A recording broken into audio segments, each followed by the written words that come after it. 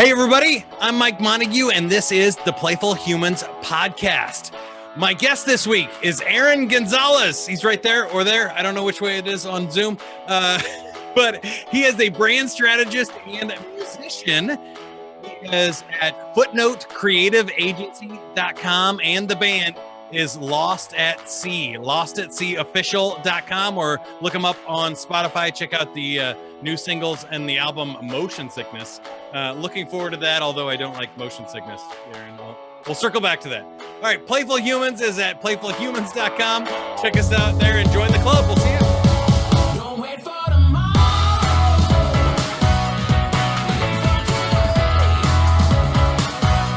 Keep chasing the sunshine.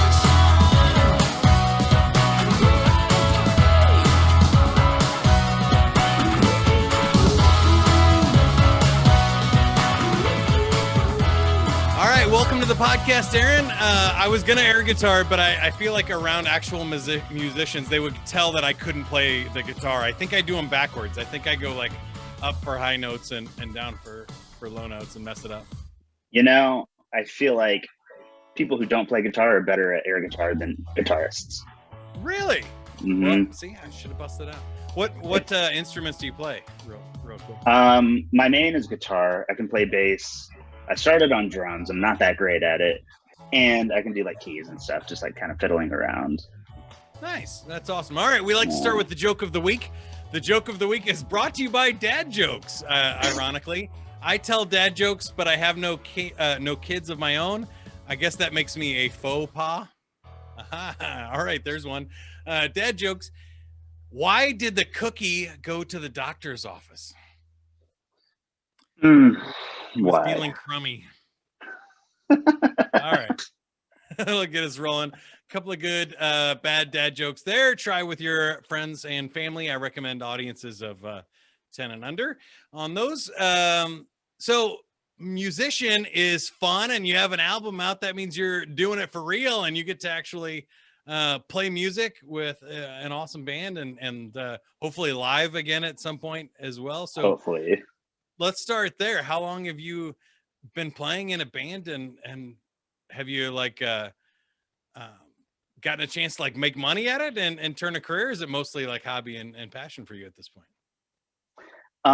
So I've been in this band. We were previously called Carusco. We changed our name because no one could pronounce or spell it. So it's causing some branding issues. Yeah, I was gonna say that's a good branding choice. Yeah. Yeah, so we changed the name to Lost at Sea, but we've been a band for about 5.5 years now. Just kind of on the grind, doing the DIY touring scene, going from state to state, you know, in a van, hoping you can make it to the next show. And then right in the midst of 2020 and the pandemic and all of that, we happened to get signed. So Really? That's awesome. Yeah. Congratulations. That's Thank sweet. you. Yeah, so the name change and the signing all happened kind of like at the same time. So we just announced it all late last year. Wow. Well, that's super cool and fun. And so they can go check it out at lostatseaofficial.com or look you up on Spotify. But tell us about the music. What type of music do you play? Yeah, so we I don't know how familiar any of the listeners are, but like in rock there are so many like subgenres. There's like pop punk, post whatever, post whatever. So we call ourselves post grad, just like poking fun at all of it. I mean, we kind of play a mix of like indie, emo, pop punk, whatever. But we also formed right as we were all finishing school, like college. So it was kind of like a subtle nod and kind of, you know, a wink. Yeah, I mean, that's right up my alley for sure. I like definitely college rock stuff like, you know, Bare Naked Ladies or They Might Be Giants stuff.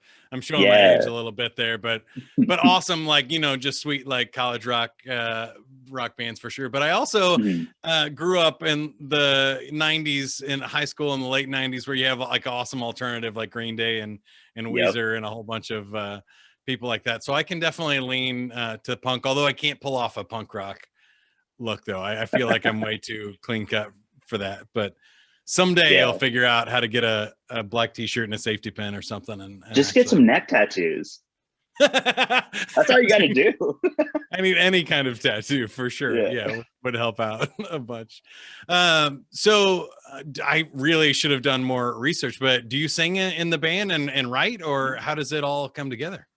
Yeah, I'm more or less the chief songwriter. I play guitar and sing, and then have a lot of assistance from the other two guys in the band.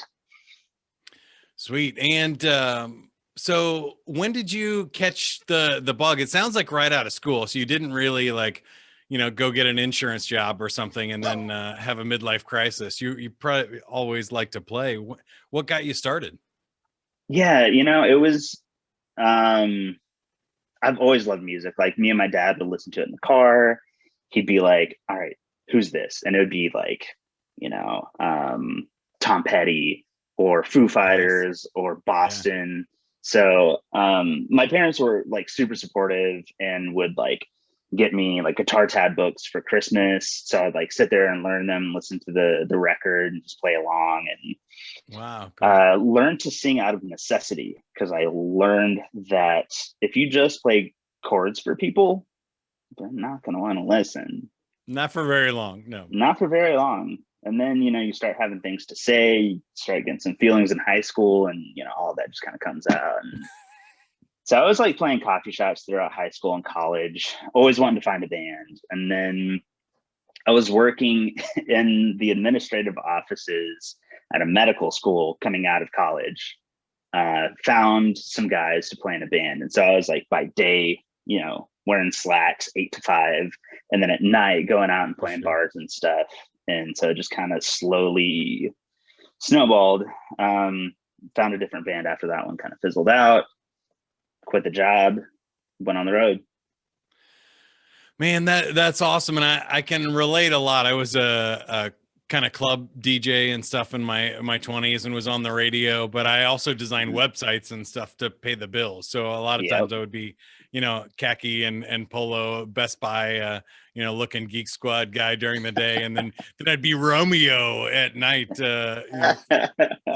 spinning tunes and hosting karaoke shows and whatnot. And I think like those kind of gigs are interesting too, because there's kind of only so many good nights of the week. So you might be able to make good money on Friday or Saturday, or get, wedding gigs and stuff that pay well, but you're also probably going to have to pay some like free or very low paying, like happy hour on Tuesday kind of type gigs. Was it you're making money at those?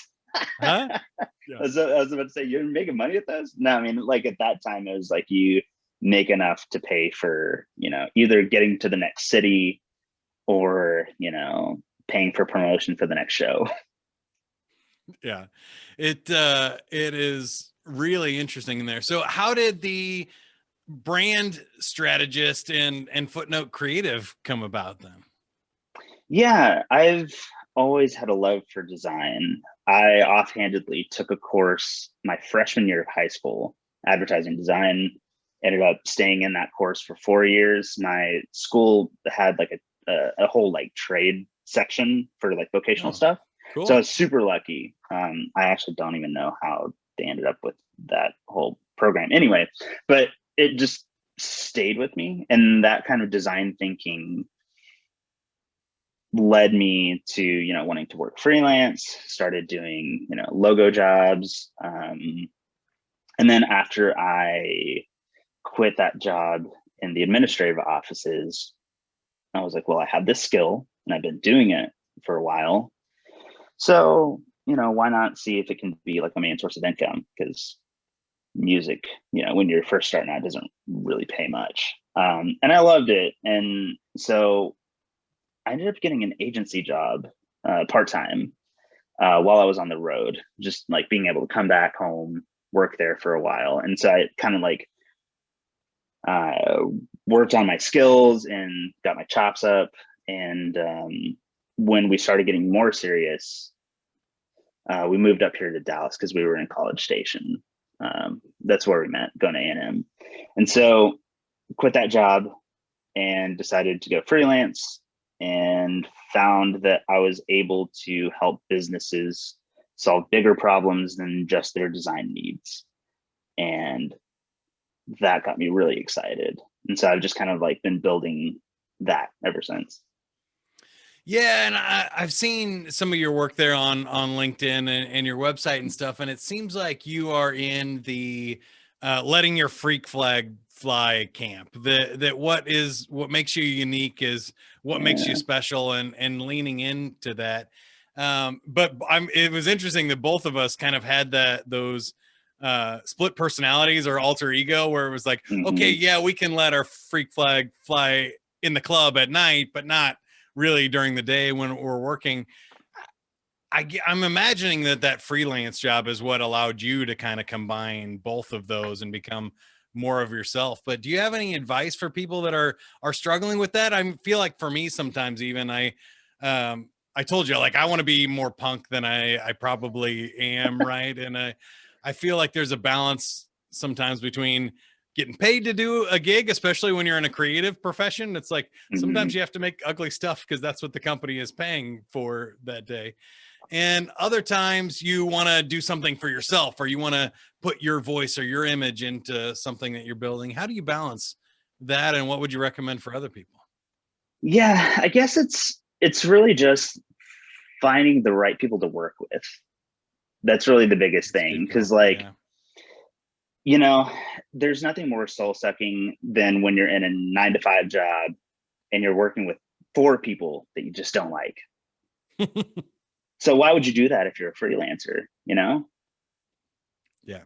And I think that takes out so much of the pressure. If you can identify the people that you love working with and feel comfortable enough to say no to people you don't want to work with, then you don't have to make that decision or that compromise. You're always doing things that you're excited about, and you have that freedom to just be yourself, which is honestly like the most punk rock thing ever, right? I mean, the Yeah. reason why punks became punks in the first place is because they had nowhere else to go and they needed to be themselves. Yeah, I think you're right on there. The key is to not worry about the ones that you're not getting. Everybody wants that, Mhm. high paying gig, but sometimes those are the ones that are high paying for a reason because nobody else will do it, right? It's the reason radio jobs as DJs pay uh, terribly is because everybody would do that job. You sit behind, Yeah. a computer, play songs and talk for like maybe a total of 6 minutes over the hour. And it was actually a really boring and not fun job, which is why I don't do it anymore. But and the pay was so bad because sure, you don't want to do it. Great, we'll find somebody else that'll do it for 20 grand a year. Somebody's Mhm. willing to do this. So I think you're right on there. When you lean into it, you find people you want to work with, but you also start attracting clients who like your voice and your brand rather than worrying Mhm. about trying to become what somebody else likes, right? Which is a totally Yeah. different thing. Yeah. And that it kills the creativity if you're trying to be someone you're not. And then you end up with people that you just don't want to be around. I'm like, who wants to live their life like that? Yeah, way too much stress too. I've really that's one of the reasons I started Playful Humans. But I Mhm. think as I Which, by the get a way, little I bit older love the here, name oh, of this thanks. podcast. Yeah, it's evolved a little bit, but I love that concept because I think so many people try and like grind and push, and they're like, oh, I got to be successful, and you have to work hard to be successful, and I'm not so sure that's true. um sure, you have to be responsible and you have to like Hmm. show up and do your job sometimes, and there's parts of the job that we don't like, but I found that really pushing things forward really only adds stress to yourself. It doesn't really add results to things. That when you go with the Yeah. flow and you're in that creative process and you're expressing your own authentic self, you're attracting things that don't require pushing, and they Yep. tend to flow and grow naturally, and you get referrals for that rather than having to grind and cold call and push and do all this other stuff that's not fun. Yeah. Which, like, I mean, you kind of have to do that in the beginning. It's like, I mean, you put in the work and then you just help the person in front of you, Right. and that's it.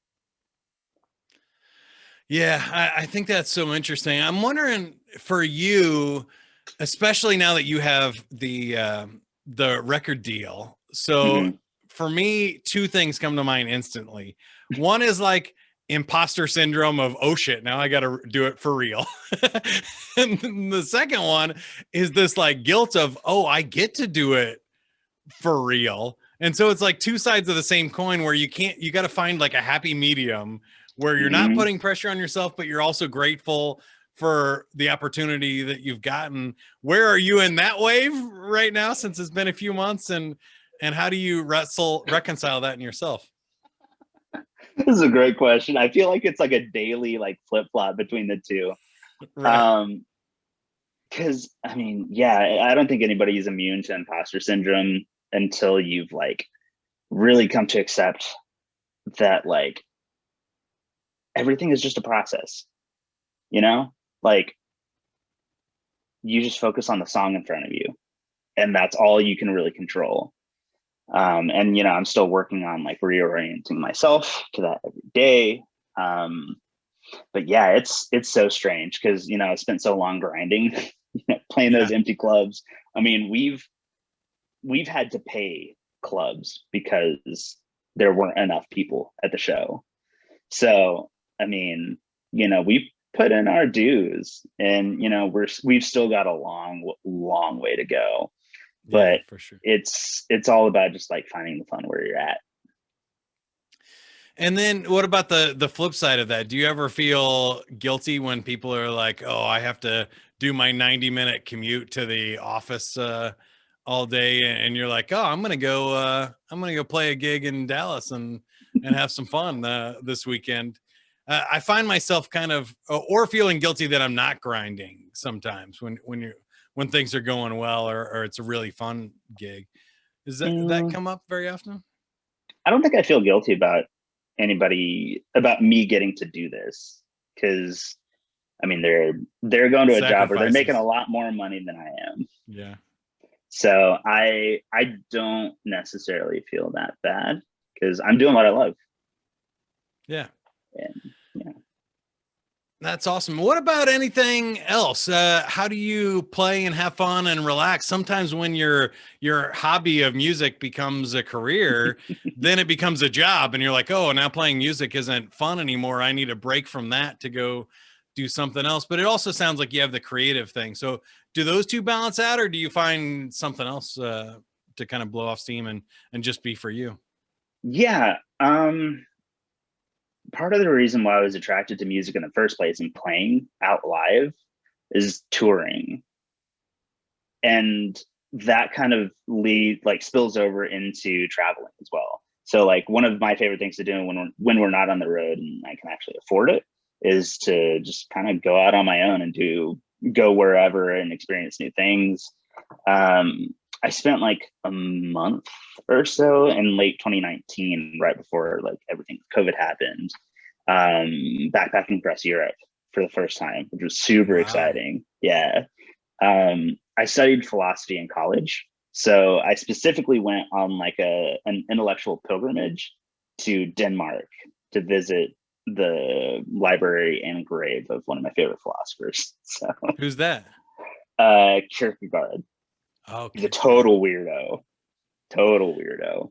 I know the name, but I don't know the specific philosophies for him. So what was his thing? His thing, he's considered the father of existentialism, and he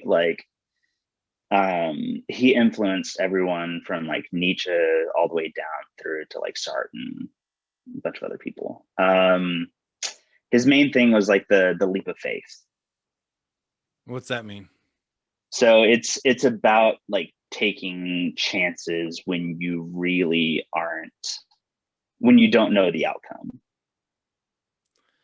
I mean, I like that. I feel like Yeah. a playful career is that way, right? That you have to kind of just trust that it's a career like any other. I think sometimes Mm. people put too much weight on that, and I don't know what it is. I think it's all just made up societal BS Yeah. because it if you stink at whatever accounting, you're not going to make very much money either, right? And if you turn people off and you're rude and an a-hole, but if you're really good, if you're world class, top 1% of accountants, you're going to make a crap ton of money, and people are going to know who you are, and you can write books and do other cool things too. So I feel like music or entertainment or acting and things are really just the same as any other profession. Do you feel the same way, or do you think there really is something different with the arts than anything else? I think it's different because you're putting yourself out there in a way that you don't in other professions. Like, as an artist, you're saying, I made this thing, and especially with songwriting, like, these are my feelings, judge them and pay me money for them, which is such a weird thing. And like for like actors or anyone in like the performing arts, you know, careers are based on luck, really. So there's so much uncertainty. So you kind of just have to take all of it with a grain of salt, and it is a risk, but just like anything else, you know, you take your chances.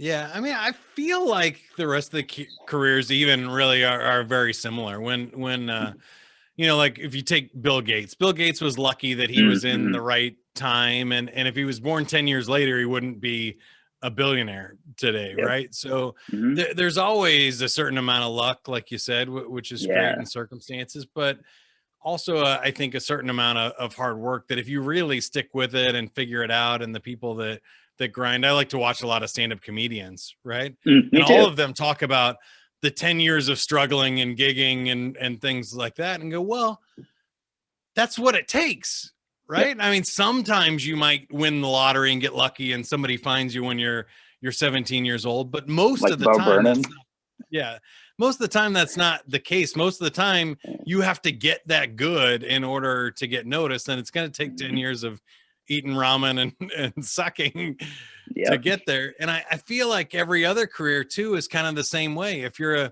a salesperson, you're gonna have to have an entry-level sales job at some point. Nobody hires you and says, oh, we have this great $200,000 sales position, you know, selling, you know, something super easy, COVID vaccines or something like that. That doesn't come up, right? So yeah, it's interesting. And I wanted to circle back to your trip, because I think I also love to talk about things like that on this podcast, because I think there's a really playful human thing to do is like, you know, go backpack, go find yourself, take a great vacation or time off. What else did you learn on that trip? What did I learn? I think it was less learning and more just kind of like a confirmation that there's so much more that I still have yet to learn about people, about cultures, about things that I like, you know? And, you know, I think I get so caught up in like thinking, you know, the world is just what's around me. And so reminding myself that there's an entire like ecosystem and, you know, world out there populated with people that are completely different from me, and that like it's a good reminder. Yeah, I've also kind of been feeling that way, and maybe it's just the pandemic and everything. But I think when you see more of the globe, or I see people debating, you know, philosophies and things, and I might get a little weird and lose a couple of listeners here if you're really that passionate about politics. But I have to like think sometimes and just go, well, sure, we think capitalism and democracy is great, but who told us that? The capitalists and the democracy, right? Like, we didn't grow up in China. If we're in China, we might think communism is a better way to go, because that's what we would have been told from a young age. And I don't know that I've really ever taken the time to look at what other countries are like. And that's what I love about your trip, and what that reminded me of is well, if I grew up in Denmark or Sweden, what would I think about American democracy and the way we've pulled it off? I think it was a great idea and a great experiment, and the people that wrote the Federalist Papers and the Constitution and stuff were amazingly brilliant philosophers and thinkers about how to run a society, but it's only about 200 or so years old. That's not a long time in humanity. And I feel like we've almost screwed that up in that short amount of time. So, any other like philosophy things or things that help you remind you to keep your head on and be a playful human or be yourself? Yeah, that's a good question. I mean, so I'm a little bit further removed from like having my nose buried in the stacks. Because I mean, it really in the grand scheme of things hasn't been that long, but I graduated about like 7 or 8 years ago. But really Long the enough to things forget that's most of it. Yeah. long enough for me to forget a lot. And okay, so this is really funny, but like I wanted to be a professor. So I like almost went to grad school, and then I had a professor, like I met him for office hours. He was like, yeah, don't do that. That's great. Like I love that advice. he had a family, and he was like, yeah, it's just there's don't do it. So I was like, okay. My brother's a college professor, by the way, and Yeah. I had a similar experience. I was raised Catholic and through Mhm. Catholic school through Me high too. school, and I talked to a priest about going to the seminary after high Mhm. school, and he basically kind of said the same thing. Like, if I can talk you out of it, then it's not right Yeah. for you, so don't do it. And Yeah. you can always come back to that later, but if you Mhm. become a priest, you can't have a family or go, try Yep. and be an entertainer. But if you go do that, you can always come back and come to the seminary later. So I thought that was Mhm. great advice Yeah, too, to absolutely. correct, right? Yeah, I don't remember what question you asked me. Yeah, it was just kind of like life philosophies or things that you've worked out to kind of keep your head on straight and be sane on this ride and be, more playful. Yeah, I think it's just really about getting outside of yourself.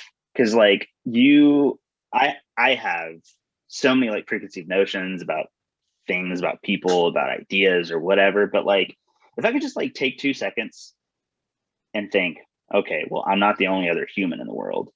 And there are other people who think differently from me. So how can I look at this thing in front of me differently? How can I help this person in front of me? Or like think less about myself and more about other people. And it's a constant struggle because we're only human, but like that is the struggle, right? Yeah. No, I think you're so right. In that moment when you realize that, like, all the worries and crazy self-dialogue you have in your head, so does everybody else. That's Mm-hmm. one of the things I think I learned from being on the radio as you interview famous celebrities, and they're before they go on air, they're exactly the same. They're more nervous than I am as the DJ. Mm-hmm. And oh, was that okay? Did I do okay? Like they're all self-con, and you're like, dude, you're a freaking rock star. Like, nobody cares, Billy Idol. Like you're just Yeah. There was this story that I heard. I think it was Stevie Nicks in the studio, and the producer, she like went in for like a vocal take, and she just like freaking nailed it like 3 times in a row. She came back out and she looked at her producer. She was like, "Was that any good?"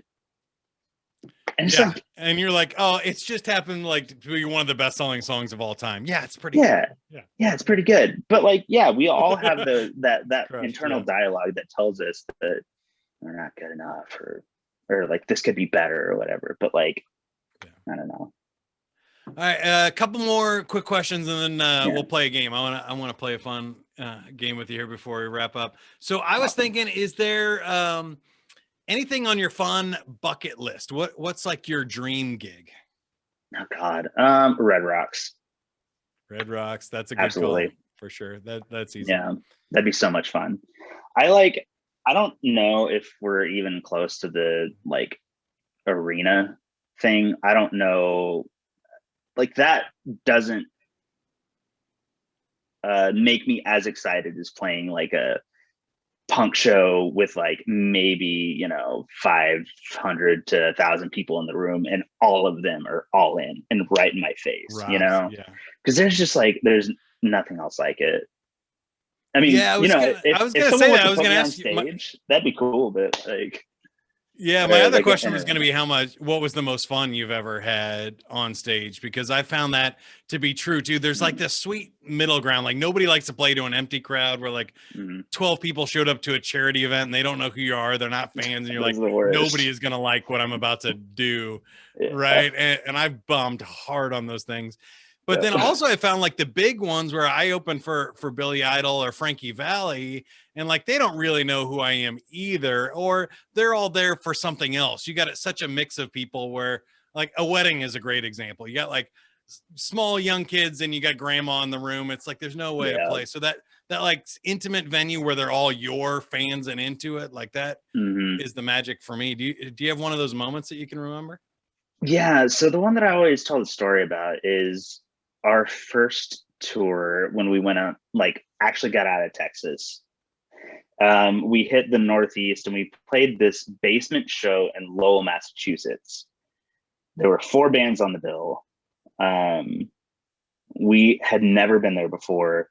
No one knew us, but the basement was like packed from front to back. I don't know how big this basement was, but it was like, I don't know, maybe like 50 kids in there, freaking packed. And we played that entire set to the entire place being packed, and people were losing their minds. We told them we were from Texas, and it blew their mind. And they were moshing to our like chillest songs. That's awesome. It was so much fun. I was having trouble playing my guitar because I was so sweaty. Yeah, I think that's so fun. I had one of those that was kind of like an out of body experience Mhm. where I played this. I'm not country at all, but one Mhm. of the other guys in our company of DJs got sick or something or had a conflict, and he was the country guy, so I had to go in and play this like hillbilly Kansas country bar. I won't even say the name so I don't offend him, but I mean, we're Mhm. talking like missing teeth, like huge belt buckles, hats, like the redneckest bar you Yep. could find. And I was like, I don't even know that many country, but I was like playing, and they loved it. They loved like Prince, like Pussy Control, and like all kind of like just getting Yeah. crazy. Somebody comes You up and they're play any like, Ted Nugent? well, they said, "Will you play Mountain Music by Alabama?" And I was like, "Oh yeah, sure. You know, whatever. I got that one."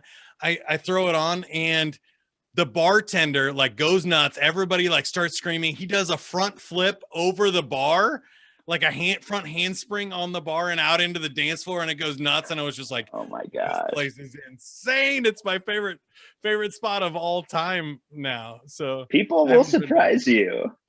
Yeah, so much Yeah. fun. I love it when you least expect it too. It's more special, right? That's the magic of fun, is Mhm. that like you can't plan fun. It has to like sneak up on you, and that's the Yeah. best part. All right. Speaking of which, I'm gonna sneak up on you here. You said you play a game. Spin our wheel o' games. There's 10 games on there, and we'll see which one you got. It is awkward questions. Awkward questions. So I have some would Let's you do it. rather style questions for you here. I will start with and all right, I'm going to start with the difficult one. If you could choose to have a child who was ugly but very smart, or smart but very ugly, which one would you choose? Smart but very ugly. Yeah, for Every sure. I time. think that one's Every time. um, all right. Ugly Do you is have one for subjective me? anyway. Yeah, okay. So would you rather live in the marsupial pouch of a kangaroo or have a marsupial pouch of your own with a little baby Joey? Well, I gotta go pouch with the baby Joey. That sounds kind of Have your own awesome. little one? And I'm married, but I mean, that would definitely be like a chick magnet too, if you're just carrying around a little baby kangaroo all day. Yeah, I mean, just roll up to a brewery and with all the dogs and have your own little baby Joey. That's what I'm saying. That would actually kind Yeah. of rock. Now it would be warm and comfy to live in a marsupial pouch too, or See, have an escort and not have to walk, just be carried yeah, around all day. But I yeah, it's think like either being one swaddled. sounds kind of awesome. Yeah. All right, so this one's animal related. This will be our last one. If you Okay. could turn one of your friends into an animal for 24 hours, which friend and which animal? I would turn my friend Carlos into a dog because his best friend is his dog. And I just want to see them like hang out Let together. him go play and hang out. Just let him go play. Oh. Yeah. Well, that's a super nice answer. I like that one. No, I was just talking to him today about how much he loves his dog. I would see. So- I would have been more mean. I would have like I might give him that, but like churn him into like a Chihuahua or something. Like, God. it's like an annoying little dog, just so it's something that I have on him, for a while. Yeah. All right. Any other asks or gives for our audience? I know you just had a new album come out and single and stuff. It'll be, so we've released 2 singles as of right now. This upcoming Friday, 2 days from now, we'll be releasing another single, be our 3rd. And then our album comes out on April 30th. So it's upcoming. So where can everybody find it? What's the best way to get a hold of it? Best way is Spotify or Apple Music or wherever you stream.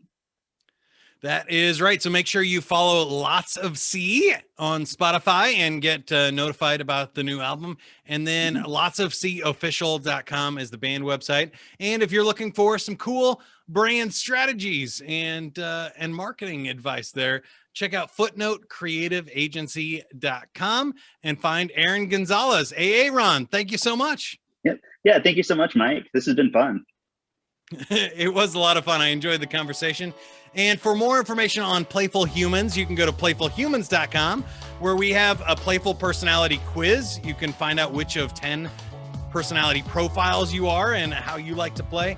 But also, and I think more importantly, is join the club of other playful humans. I'm trying to collect a group of awesome people that can just support each other, hang out, and have some fun. And it is all in the club at playfulhumans.com. Until next time, give us a thumbs up, review, share, and we'll see you then. Bye. Don't wait for tomorrow. Live for today.